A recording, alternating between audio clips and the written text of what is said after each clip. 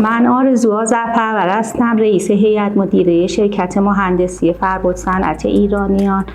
و معاونت مهندسی فروش این شرکت به عهده دارم. من با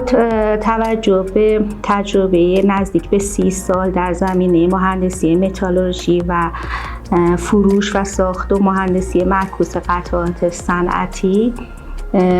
این تجربه رو میخوام در این شرکت به جوری به کار بگیرم که مسائلی که برای مشتریانم در طول این چند وقت مشاهده میکردم و کم رنگ کنم و نیازشون رو برطرف کنم.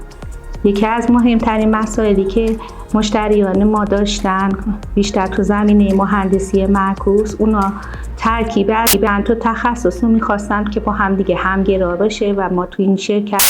میتونیم تمام توانمندی ها و پتانسیل پیمانکارامون رو با یه مدیریت کیفیت و یه مهندسی ساخت با هم همگرا کنیم و به خوبی پاسخگوی نیازهای مشتریامون باشیم.